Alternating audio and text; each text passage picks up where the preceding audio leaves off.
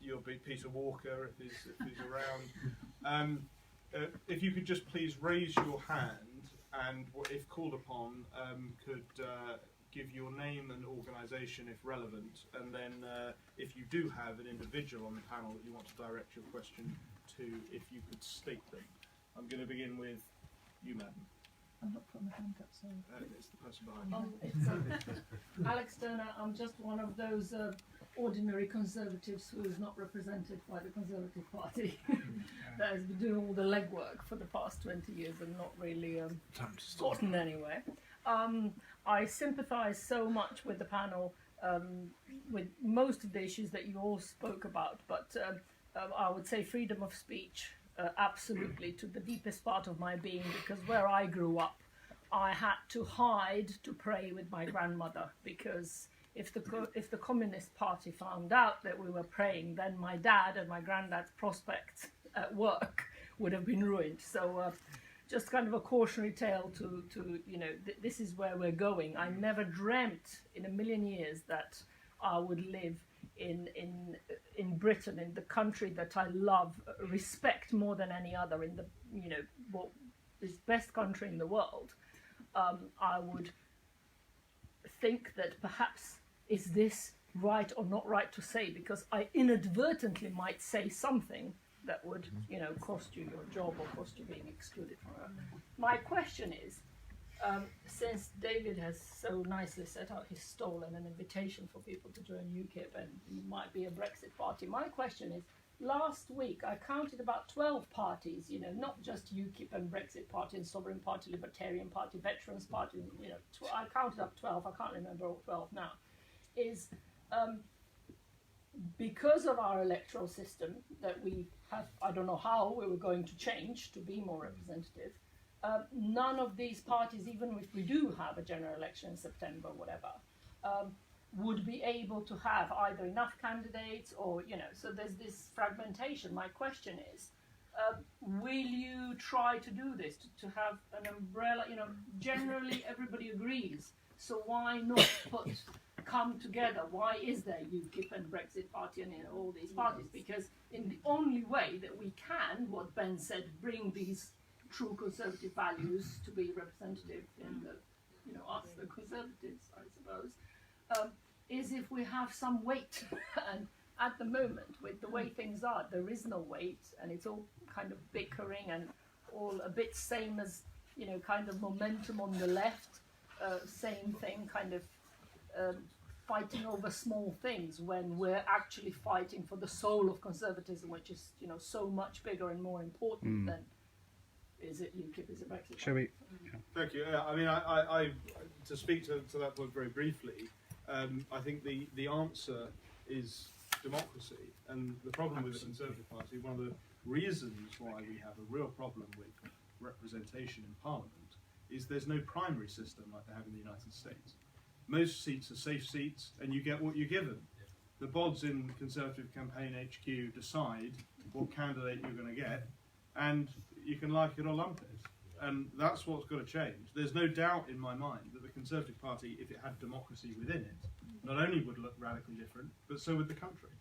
And let's not forget, the reason I mentioned the point about Margaret Thatcher and my grandmother driving people to vote in her selection was that you could back then. And Margaret Thatcher never would have become Prime Minister. She never would have become an MP if it had just been up to the people in Conservative Central Office to make that decision. So, we've had events, and I know you've come to them, where we've talked about how the Conservative Party can change, but I think there is an argument for people that say no more and form their own parties. And Catherine, I'm going to come to you on that question. Why did you set up the Brexit Party? Well, I think there's one person who, you mentioned a lot of parties there, but there's one person who's been involved with all the people in those parties, and that's Nigel Farage. So you take the Libertarian Party, those are people who were in UKIP. You take Veterans and Democrats, they also were, even Anne-Marie Waters was in UKIP. There's the issue, I don't think, is just really Nigel, but the only way the Conservatives could win, and they could win really, really big, if they had somebody who could bring in, say, Boris and Nigel.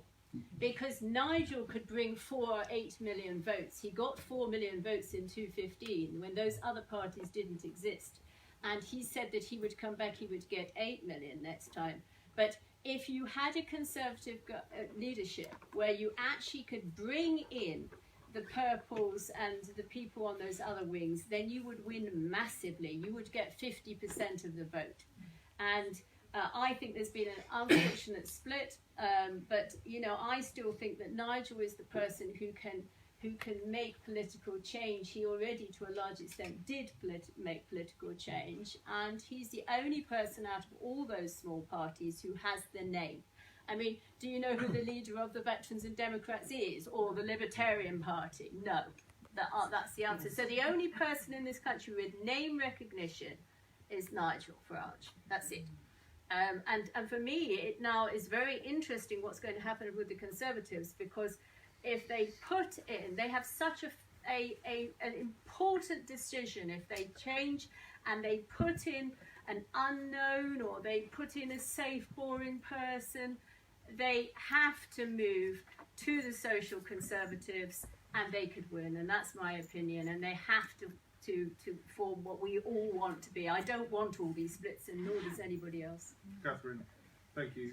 David, you're a representative for UKIP. Why do you think that people should join UKIP, vote for UKIP, rather than trying to change the Conservative Party from within? Yeah, I think I said a lot of that before. I mean, the Conservative Party is completely run and governed by people who are not conservative, and they're letting the grassroots down tremendously. They have been for years and years. And every election someone comes up and they sound conservative, and every time people fall for it, they get deceived. And then when they get into office, they just go back and they're as liberal as they were, before. We need to wake up and actually not listen to the promises that the people there make 2 or 3 days before the election, and look at their records. Mm-hmm. We have a great opportunity right now, because with Brexit, it's completely laid bare and laid open the deceit of people who say they're conservatives and they're not, and all of the things that they're trying to do to dismantle our nation and keep us tied to this EU superstructure, which will destroy our nation and our identity completely. It's a once in a lifetime opportunity to completely remould the whole shape of British politics. That started a few weeks ago with people joining this TIG group. Some Labour people and some Tories left, to join this new Liberal group. But then it stopped happening. But I think there will come a point where that will just continue, and everything is fragmenting at the moment. To my great sorrow, UKIP has fragmented. I obviously was elected when Nigel Farage was the leader of UKIP, and I still have immense and great respect for Nigel Farage, and I hope that we'll work together again in the future. Absolutely hope that. And if there is a great realignment, then we can all come together as true Conservatives and make that party happen. That's my hope. Thank you, David. Very briefly, Raheem Kassam, you were senior advisor to Nigel Farage during the 2015 general election. Do you think he should have just stuck with the Conservative Party 20 years ago? Do you think that we would have a better result if we'd done that? No, I don't think so. But, when I was running Breitbart London, I tried to unite everybody under the same umbrella. Tried at least just to unite everybody. We had a Nigel column every week. David used to write very often. Yeah. Stephen Wolfe used to write very often. Anne-Marie Waters used to write very often. Even Suzanne Evans used to write for us very often. And he who shall not be named, who I'll name anyway, Tommy Robinson, was featured on the site often. And I tried to personally unite all of these characters under one operative umbrella. That didn't mean to say that they had to be part of the same organisation. They had to realise they were part of the same movement. Unfortunately, as somebody in the audience muttered when the question was being asked, the answer is egos. The answer is that all of these people believe that they are the be-all and end-all of that movement. And I aim my eye equally at all of them when I say this. That they're not, and they should stop thinking they are. And all due respect to what Catherine said, and I am a big Faragista, he would have done well to have not said what he did about Tommy and that movement out there, because as unpolished and unvarnished as it is still an effectively social conservative movement that is the backbone of this country. So I think the answer is egos to the question. The answer to the problem, I don't know.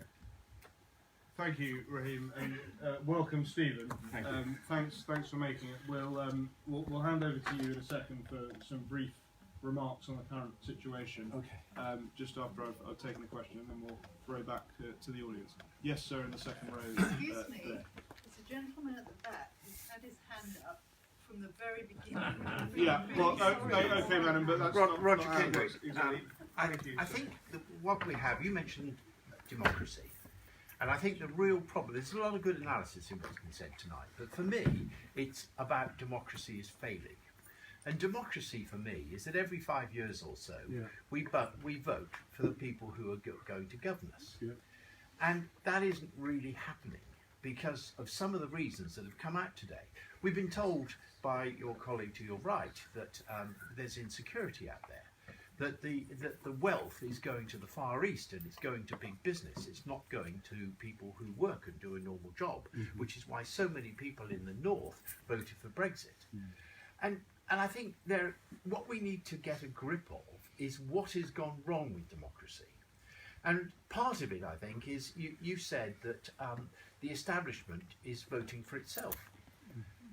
They fix who you can vote for. I'm in Dominic Grieve's constituency. And tomorrow there is a motion put forward by the association of confidence in Dominic Grieve. They will not allow amendments. They will not allow an amendment that would say that he should, if the motion passes, a no confidence motion passes, then they should start a selection process. So what you have is the establishment, which you also mentioned, and the establishment is controlling us. And who is the establishment? Well, it's a lot of people who work in the BBC, it's the civil service, it's the legal profession, and it's the education system. Because the education system, particularly Oxbridge, they don't allow anybody to get to become a Don if they're not socialist and if they don't preach the stuff that corrupts the minds of all the people, the bright people who end up in these jobs in the BBC and in the civil service and indeed as parliamentary candidates. But I think the EU is also undemocratic for a totally different reason, because you've got no vote, no control of anything. So for me, I think if the Bow Group is going to be successful in trying to restore our independence and let people get some benefit from our economy and our growth, then what we need to do is sort out democracy, and that includes sorting out selection in the Conservative Party. It includes getting the hell out of the European Union, which is managed rather like China by a group of self-appointed people, and become a country which 17 million people voted for, and that's people taking back control. And we need to do that by being able to select who we vote for and voting for people we want to govern us.